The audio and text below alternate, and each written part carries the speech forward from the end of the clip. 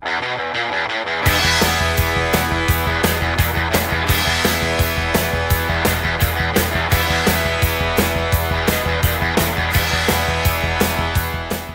guys, and happy Homebrew Wednesday. How are you? Nice to see you. Thanks for stopping by.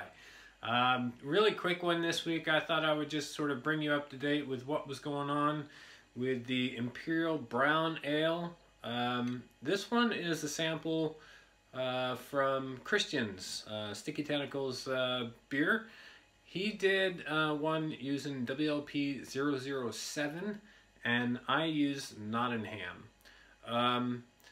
We started out with the original gravity of 1.072, and the Nottingham brought it all the way down to 1.017, as expected and predicted.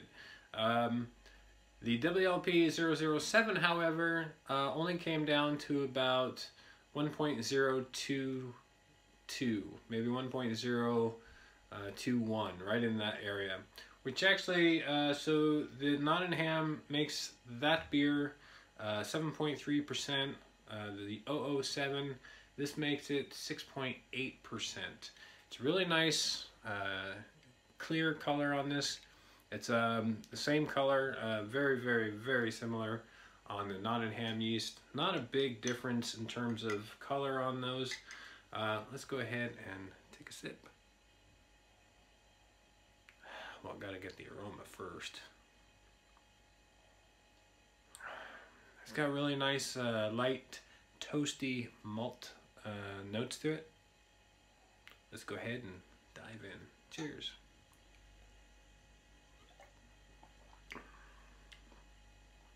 Really nice, easy, balanced, malty backbone to it, with just a hint of sweetness to it. Maybe like a blend of coffee and toffee.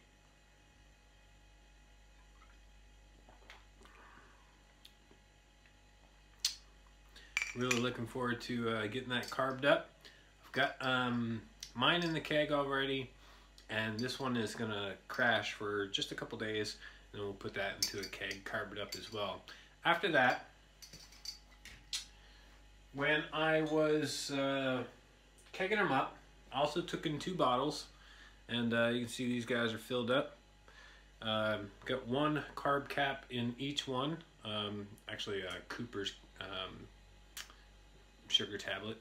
It's not a tablet, but you know, one of those sugar drops in each one of these. So we're gonna have 2 bottles of the Nottingham and 2 bottles of the 007, and we just want to basically compare, because Nurgner, who we base this recipe off from, right, the Nurgner Imperial Brown, it is bottle conditioned. So we're going to take a couple and have them bottle conditioned when we do the side-by-side tasting. So we'll have bottles, our bottles, their bottles, the original, and from the keg, and see how close we got to the original beer. Yeah, so that's what's going on beer-wise. That's all I've got going on beer-wise this holiday season. By the way, Merry Christmas, Happy Hanukkah, season's greetings, Happy Holidays. I hope you guys are having a heck of a good holiday season with those surrounded by the ones you love.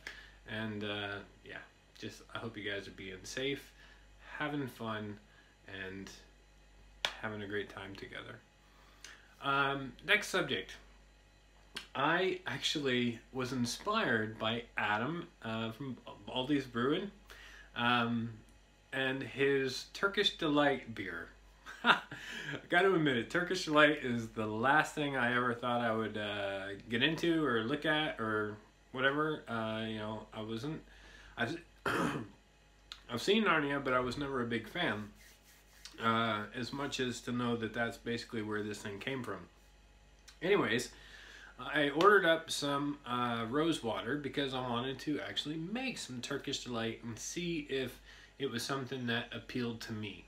So I got it, and I made up some Turkish Delight. So there it is. It's an interesting candy, to say the least. It's very similar. It's sort of gummy, right? So it's going to be like sort of a light version of a gummy bear.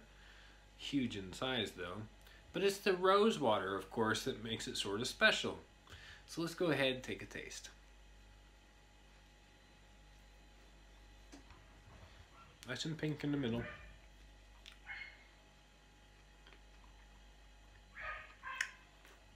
It takes a few seconds, and then the rose water sort of comes on. Very nice, subtle notes. Sweet, clean, but with this sort of mechanical oilness to it. And it's polarizing on the webs, you know, looking at like people making this recipe. It's like you're either going to love it or you're going to hate it. And I'm neither one of those, because I don't love it, but I don't hate it either. That whole mechanical oil sort of aspect to it, I don't know. That is just what it is. That's the rose water coming through. And I get that. Thank you very much, Adam, for having the balls to go off and brew something like this and make the rest of the community sort of think about it. Also, huge thanks to Rusty and his, you know, over the balls review about this, which was kind of interesting. It sort of put me over the edge to order that rose water and just sort of give it a try. It's all right. Yeah, I'll eat it.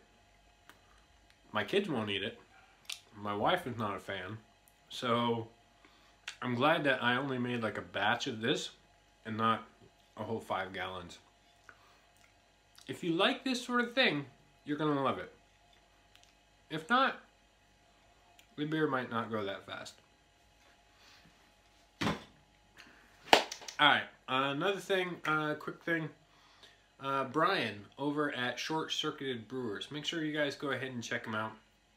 We're going to be doing a talk on water, probably after the new year. We're going to get together and just have a powwow. So, I don't know, head on over to his channel and maybe shoot him off a message. If you're friends with him on Facebook, send him off a message. Maybe if you guys have any questions about water, this is going to be your opportunity to ask, and I'll do my best to answer them as well as possible, as easy as possible, to make it simple. So we're just going to have a talk about water. We're going to go through actually testing your water using the Lamont Brew Kit, and yeah, it's just going to be a water kind of day. So go ahead and make sure you guys check him out. Beyond that, that's all that's going on here in my neck of the woods. I hope that you guys are having a hell of a week and have a better weekend. Cheers. Happy holidays.